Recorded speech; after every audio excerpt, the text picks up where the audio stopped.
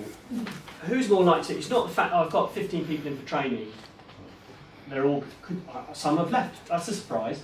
Actually, primary breadwinners, you should know if somebody is the primary breadwinner, because that makes them a special individual. That means they are at high risk of life shocks. Super high risk.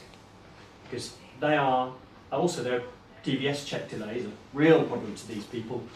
This group of people are at risk, and you can do something about that, if it's offering a temporary advance loan, or at least, some sort of support infrastructure to try and address things that are going to stop people carrying on with you, that once they get going could be very successful people.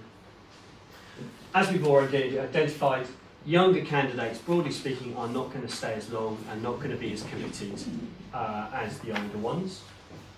And job board applicants, as we've already seen, versus any referral source, and I was talking to some of you in the room there, what you can do with any job board applicant is say to them, "Oh, do you know a friend?" Because that referral will be better than the next job board applicant that you have. A referral from even an unqualified source can be better than a direct applicant. So, non-test takers. So what I mean here is people, and it may not just be the assessments, but we've been doing a test in London where there's high rejection of turning up for interview, 70-odd% in many cases, and hopefully you don't suffer from that. You may do. I hear people telling me they 100% no-shows. You could set aside the whole of the next day, 10 interviews, nobody turns up.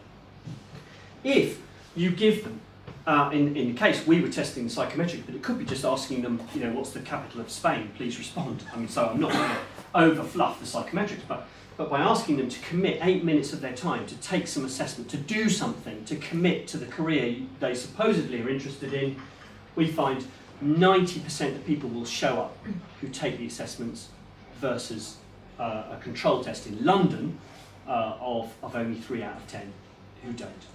Very interesting. Now, not everybody will take it, so you have to often remind them and so on to take the test, but asking them to do something, of course I might say, oh, it should be the psychometrics, but I would say asking them to do something, whatever it is an interesting test for those kind of volume recruitment sources. Qualified carers do not stay as long as people you select from the community and train yourself. Very interesting. So I know a lot of you will think, oh, there's a qualified carer or support worker. There they are, get them. And they're tackled in the car park and dragged into your office.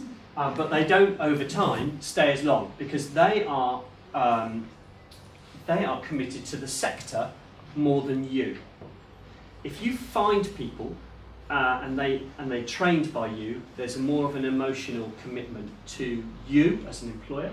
So I know it's harder, but finding and growing your own will beat just going for qualifieds.